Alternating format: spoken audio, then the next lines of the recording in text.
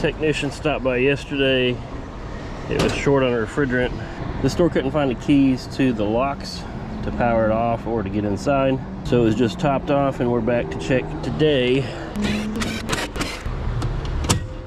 Alright, y'all might recognize this unit from Brandon's contactor change with auxiliary contact. There is some oil around here.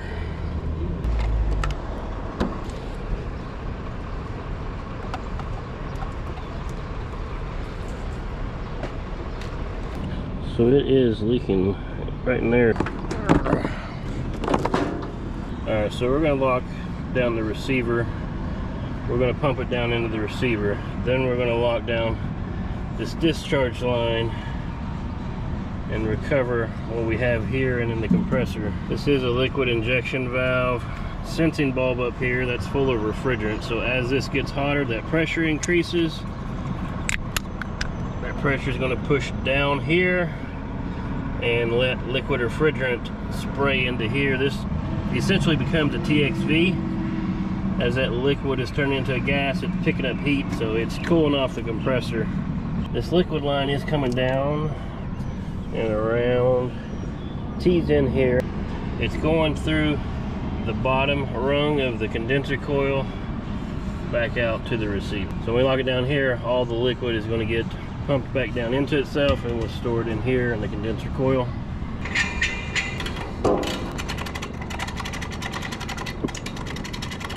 Alright, that's front seating that valve. This locks everything down in here. Nothing can get through there. But now this service port is going to have pressure on it from inside there. We're going to get this one opened up and ready. Pull it down right here.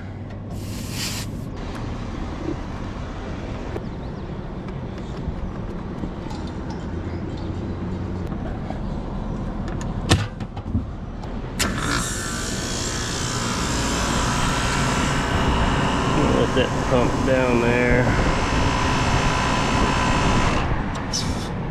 And lock this down here.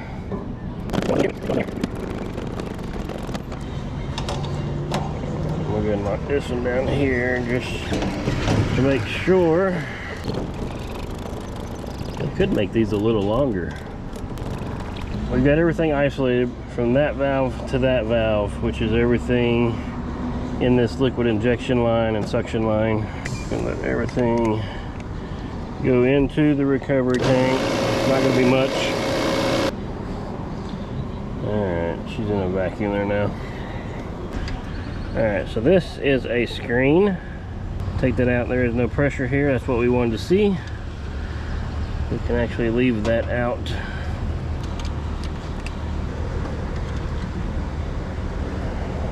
Don't you like how you're watching these videos and the tools just seem to magically appear? Yeah, that doesn't happen. I gotta climb my happy ass back down. Luckily I'm parked right there, so that don't normally happen either. And that right there. That's about right. I don't know where this one was leaking, but for that little piece, we'll just replace it. I say this every time I pull this out, but get you one of these. So much shit you can use it for.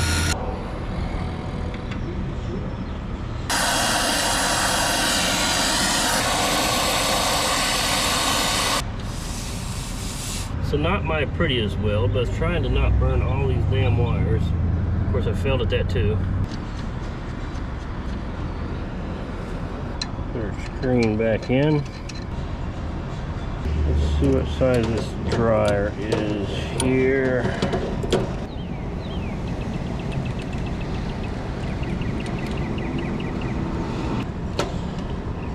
'83. I'm out of the 83s, but I have a 163. It'll have to work. I'm gonna get that bolt back in there without the rubber.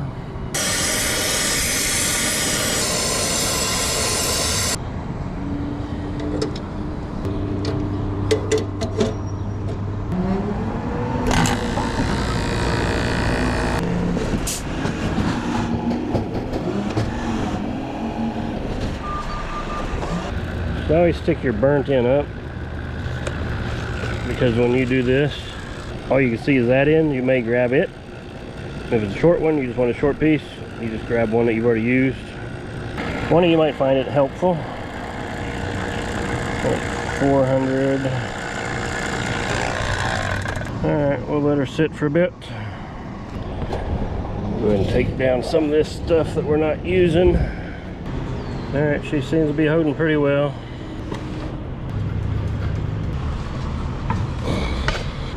Just gonna break that vacuum with some refrigerant. This makes it tempting to put the bit in a drill. Maybe if we all petition, they'll go to an even finer thread, so it takes even longer to put these in and out. Alright, now that we got more PSI on there, we'll check one more time. Now we're just going to confirm no leak. While that infrared is warming up, we'll just tidy up a little bit. Test around everything that we had loose here. Good deal.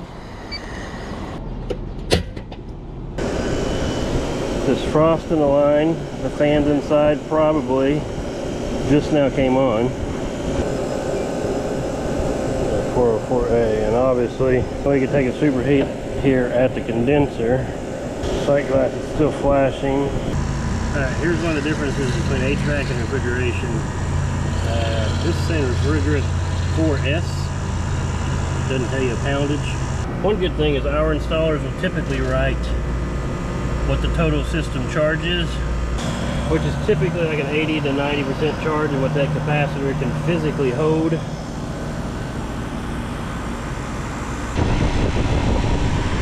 Right, so she's still flashing, so we're going to go ahead and let her have a little bit of gas.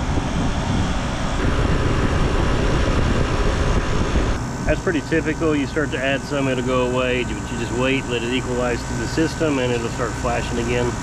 As I was saying before the GoPro died, once I get it to stop flashing, or if there's just a tiny bubble or two, then I'll take about 10% of the complete system charge, and I'll go ahead and push that in on top of it for a winter charge. That is only relevant if you're charging it while it's hot and that headmaster is not bypassing. You can, of course, just charge it till the sight glass is full and then leave it be. Come winter, when you get into colder weather, it will start flashing again, as it will need that extra refrigerant when it starts to flood the condenser coil. And again, here's all these tools that just magically appear up here that we now have to get back off here and put that back together. What liquid I have left in this, I do want to go ahead and push that into the system. Also, when I unhook my liquid line here, whatever's in this hose, I also want to open up and push back into my suction line. De minimis release.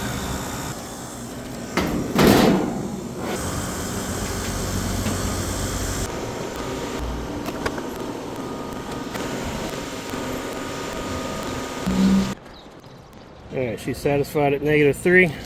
If you watched this far, go ahead and double tap that screen. And also leave a comment with a random HVAC part or HVAC tool. That way anyone who didn't watch the video all the way through is wondering what the hell they're talking about. I appreciate all the support, guys. Thank you.